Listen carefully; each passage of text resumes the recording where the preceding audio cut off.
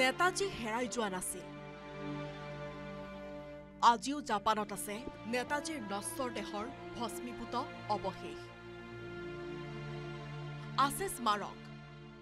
1945 চনৰ 18 আগষ্টত সংঘটিত এক বিমান দুৰ্ঘটনাত নেতাজীৰ মৃত্যু হোৱাৰ বাতৰি প্ৰচাৰ হৈছিল। কিন্তু ইয়াৰ পিছৰে পৰা সুসূত্ৰ ওলোৱা নাছিল নেতাজীৰ। নেতাজীৰ মৃতদেহৰ ছাই আজিও সযতনে সংৰক্ষিত হৈ আছে জাপানৰ ৰেনকজিৰ বৌদ্ধ মন্দিৰত। বহু বিচাৰ খোচাৰৰ অন্তত ভাৰত চৰকাৰেও নিশ্চিত হয় বিমান দুৰ্ঘটনাৰ পিছতে অগ্নিদগ্ধ অৱস্থাত জাপানৰ টাইহকৰ এখন সামৰিক ক্ষেত্ৰত দেশৰ সশস্ত্ৰ আন্দোলনৰ যুঁজাৰুগৰাকীয়ে মৃত্যুক সাৱটি লৈছিল। নেতাজীৰ স্মাৰক অৱশেষ ভাৰতৰ হাতত হস্তান্তৰ কৰিবলৈ জাপানৰ বৌদ্ধ মন্দিৰো আগ্ৰহী বুলি খবৰ পোৱা গৈছে। নিজৰ পিতৃৰ স্মাৰক জাপানৰ পৰা ঘূৰাই আনিবলৈ নেতাজীৰ একমাত্ৰ দহিতা প্ৰফেচাৰ অনিতা বসুৱেও ভাৰত চৰকাৰক বাৰম্বাৰ দাবী জনাই আহিছে। নেতাজীৰ 129 সংখ্যক জন্মদিনটোত এই দাবী পুনৰ এবাৰ উত্থাপন কৰিলে কন্যা অনিতা বসু তথা আন আত্মীয়ই। ইফালে নেতাজীৰ জন্মজয়ন্তী পৰাক্ৰম দিৱসত তেওঁৰ অন্তিম আশ্ৰয়স্থলী জাপানৰ পৰাই শ্ৰদ্ধাঞ্জলি জ্ঞাপন কৰিলে সম্প্ৰতি জাপানত বাহৰ পাতি থকা মুখ্যমন্ত্ৰী হিমন্ত বিশ্ব শৰ্মাই। টকিঅ'ত নেতাজী সুভাষ চন্দ্ৰ বসুক শ্ৰদ্ধাঞ্জলি জনাই ভাৰতীয় দূতাবাসে বৃহস্পতিবাৰে উদযাপন কৰিলে পৰাক্ৰম দিৱস। নেতাজীৰ জয়ন্তী উপলক্ষে উদযাপিত পৰাক্ৰম দিৱসত দেশজুৰি স্মৰণ কৰা হ'ল নেতাজী।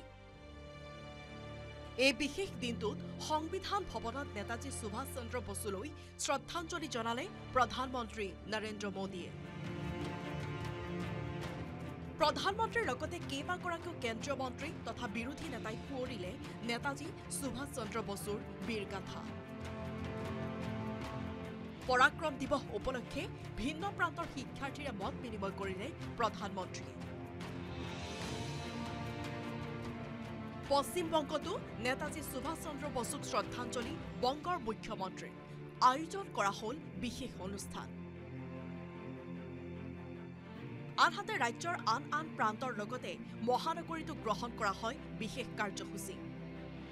অসম ভাষিক সংখ্যালঘু উন্নয়ন বৰ্ডৰ উদ্যোগত পাণ্ডু ৰেষ্ট কেম্পত অনুষ্ঠিত কৰা হয় নেতাজীৰ জন্মজয়ন্তী।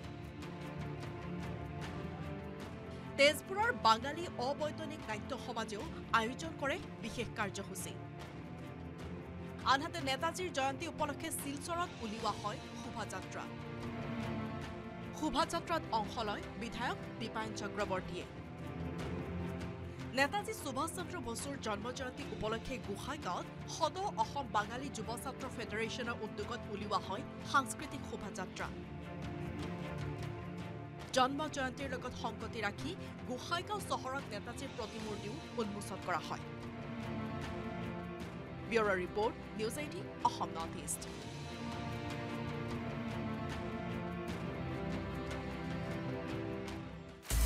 আপুনি বিচৰা বাতৰি পাব কেৱল নিউজ 18 এপত। নিউজ 18 এপ ডাউনলোড কৰিবলৈ স্কেন কৰক এই QR কোড। গুগল প্লে ষ্টৰতো পাব এই নিউজ 18 এপ।